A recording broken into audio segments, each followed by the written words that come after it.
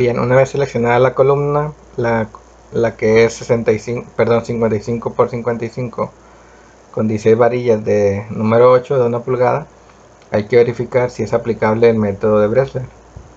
Entonces se deben de revisar las dos condiciones que vimos anteriormente, que PU sea mayor o igual que 0.10 de phi por F'C por el área bruta. Aquí el phi vale 0.65. Hacemos el cálculo y nos da 49.15. Entonces, como PU, que es igual a 65, es mayor que 49.15, esta condición se cumple. La siguiente sería que PU sea menor o igual que la resistencia máxima a la compresión de la columna, que es 0.8 de PR0. En este caso hacemos el cálculo y 0.8 de PR0 son 502.46. Entonces, como 65 es menor que 502, cumplen. Entonces las dos condiciones cumplen, el método de Bressler es aplicable. Entonces para que la columna sea adecuada, se debe cumplir esta ecuación, que PR, que es igual a esta ecuación, sea mayor o igual a PU. Si no se cumple, tendremos que proponer otra columna de mayor resistencia, es decir, con mayor sección, mayor área de acero o mayor resistencia a la compresión. Entonces hay que determinar PRX, PRY y PR0. La primera es PR0, aquí está, que prácticamente es casi la calculamos aquí arriba, solamente que aquí la multiplicamos por 0.8. Entonces PR0 es 628.10. Y lo siguiente sería determinar PRX y PRY. Para esto vamos a usar las gráficas en el plano, que ya tenemos aquí, ¿no? En la página 18, esta misma gráfica, pues es la misma, esta de verde, es la misma para ambos ejes, ¿no? Para el eje X y para el eje Y, debido a que la columna es cuadrada. Entonces, para calcular PRY vamos a entrar a la gráfica que se generó alrededor del eje Y. Esto es importante para cuando la columna es rectangular. Entonces, cuando calculen PRY, usen la gráfica o el diagrama de diseño alrededor del eje Y. Tenemos que la excentricidad en X es momento último en Y entre PU, que es 24 entre 65, nos da .3692. Entonces el procedimiento es entrar a la gráfica de la página 18 o en el caso la gráfica que seleccionamos con estas coordenadas y graficarlas. Una vez que las tengamos graficadas, vamos a trazar una línea desde el origen que cruce este punto y que corte la gráfica que seleccionamos, en este caso la de 16 varillas del número 8.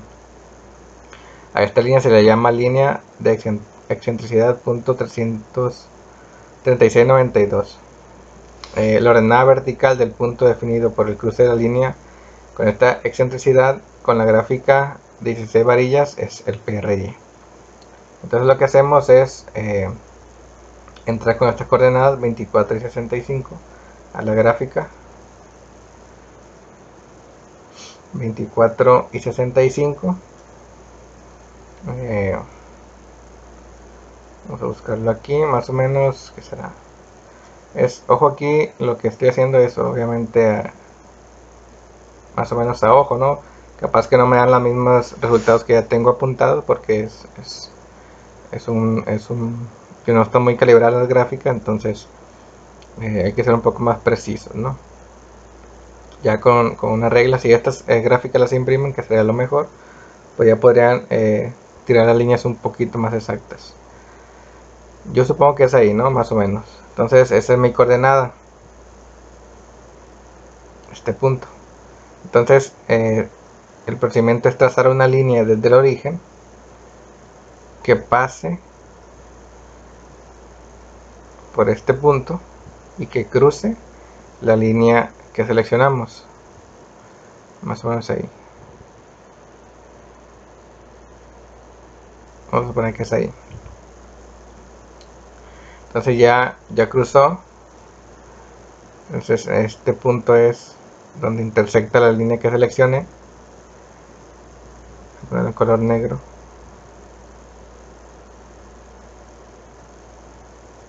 Ahí está el punto. Entonces lo que hago es simplemente trazar una línea de aquí para acá, ¿no? Al eje, y más o menos esa será la carga.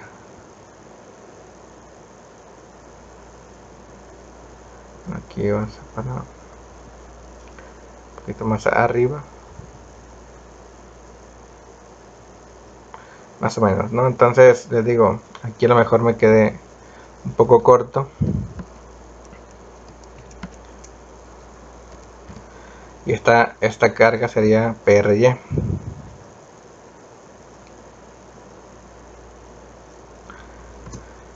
Según mis cálculos, más o menos aquí anda tal vez 140 más o menos, pero en los cálculos creo que tengo 150, ¿no?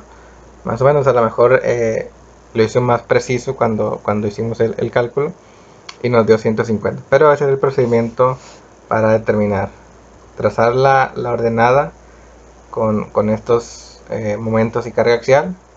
Una vez que la tengamos, desde el origen tiramos una línea que pase por este punto y que cruce la gráfica que seleccionamos. Donde cruce la gráfica, trazamos la línea horizontal hacia el eje vertical de las cargas axiales, y esa es el PRY para este caso, ¿no?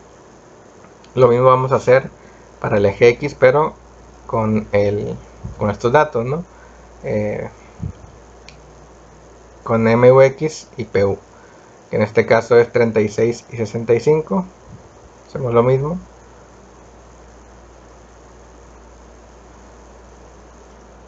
$36 y $65.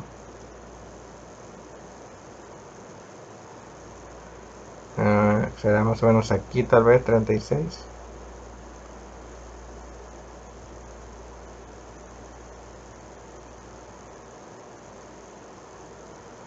A lo mejor ahorita me quedó un poco muy bajo con la carga axial, por eso dio más abajito, ¿no? Bien, una vez que tenemos el punto, tiramos la línea desde el origen, que pase por el punto y que cruce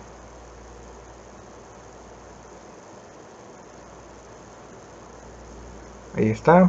Ya que tenemos aquí el punto donde cruza la gráfica, si se dan cuenta, más o menos es 100 toneladas.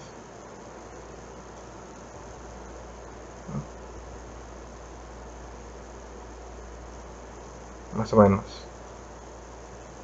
Y esto de aquí es PRX. Un poquito más arriba.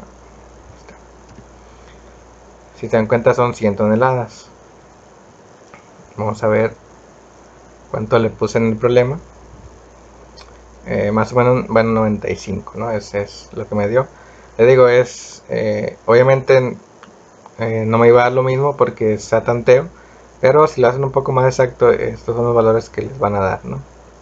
Entonces simplemente sustituimos los valores en la ecuación y nos da 64.09. Tengo aquí diferentes valores en el resultado y acá. Dejen ver cuál es el correcto con los datos introducidos, ¿no?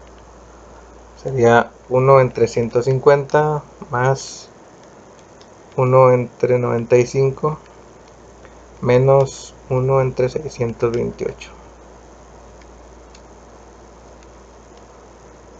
Ese es 6409. Este está mal, ¿no? Este debe ser 64.09 toneladas. Entonces es menor que 65. Podríamos decir que no cumple, ¿no? Pero pues también hay que ver que es algo, o sea, en porcentajes es algo muy bajo, ¿no? Ya dependerá de nosotros pues decidir si la dejamos o no la dejamos, ¿no? Entonces vamos a ver, por ejemplo, vamos a ver el porcentaje que está elevado, un 1.5%, ¿no? O sea, se sobrepasa un 1.5%, podríamos decir que sí cumple, ¿no? Además de que estos diagramas, pues recuerden que, como ya vimos, son diagramas de 5 puntos, ¿no? Que igual podemos hacerlos más exactos. Recuerden que aquí el diagrama hace una curva y después vuelve a entrar, ¿no? Entonces, por ejemplo, si nosotros moviéramos el problema de la superficie, que es esta, bueno, estos puntos que ustedes ven aquí no son otras cargas, ¿no? Son un ejemplo que agarré por ahí. Simplemente modifique las dimensiones de la columna. A 90 grados, pues más o menos, si lo hiciéramos de manera real con este bulbo, o sea, si en esta superficie hiciéramos un corte exactamente donde se genera la resultante, ¿no? Que podríamos decir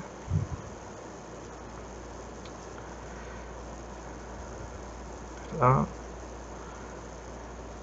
Que es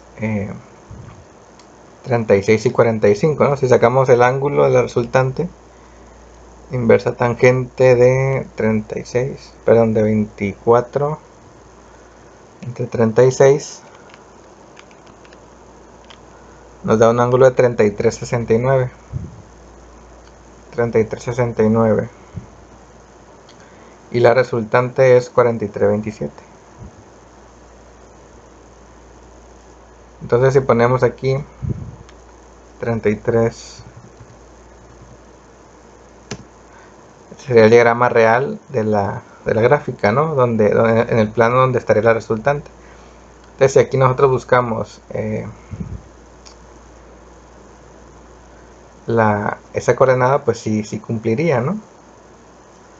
Sería 44 más o menos, o 40, sí, más o menos era 43 y algo, 44 lo podemos cerrar. Estos están a cada, si son, ¿qué? 20 a cada 4. Es en el primero contra 65. Vamos a uno más pequeño.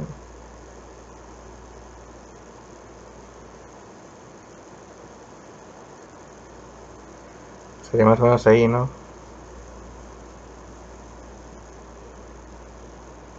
Cada cuadro son, en el vertical son 40 y en el horizontal son 4. Entonces fíjense, el punto está dentro, ¿no? O sea, tal vez con algo real podríamos decir que sí cumple, pero pues como el método de Bresler es un método aproximado y no tenían en su momento estos diagramas, o sea, es un método numérico para evitar hacer el diagrama 3D, pues nos dice que estamos un poquito, que no cumple, ¿no? Por poco, pero en realidad es el diagrama real dice que sí. Tal vez si lo calculáramos con el diagrama completo, con más puntos, podría decir que sí cumpliera, ¿no? Ya que al momento de hacer estos diagramas con mayores puntos, tal vez la forma del diagrama cambiaría y la intersección daría un valor más alto o más bajo, ¿no? Que influiría directamente en la ecuación. Entonces este es el método de Bresler, así es como se utiliza, así lo da incluso el ACI, pues te da esta ecuación para el diseño de columnas, ¿no? Entonces podríamos decir que, o sea, numéricamente no es adecuada, pero aplicando criterios podríamos decir que como está un 1.5% arriba, no hay problema, no podríamos decir que sí cumple, ¿no? Aquí yo le puse que no es adecuada, ya que, o sea, numéricamente PR es menor que PU. Entonces lo mejor sería escoger otra columna. Es importante también ver, al momento de tomar la decisión, es la importancia de la estructura, ¿no? O sea, cómo se sienten ustedes al momento de realizar el análisis, y sus momentos o elementos mecánicos creen que son precisos o se usaron cargas al azar. O sea, también depende mucho de cómo hicieron el análisis, ¿no? Si hicieron, vamos a usar estas cargas a tanteo, puede que no sean muy exactas, ¿no? Entonces ahí sí ya es mejor, escoger una sección que sí tenga algo de holgura, ¿no? Pero si ustedes dicen que son muy precisos en las cargas, en su análisis, es un elemento que que al momento tal vez si fallara no causara gran problema, pues pueden dejar esta columna, ¿no? Pero si es un elemento muy importante, incluso aunque su análisis sea muy exacto, les recomiendo que siempre PR sea mayor que PU. Entonces esta es la manera o el método de la carga recíproca de Bresler para columnas.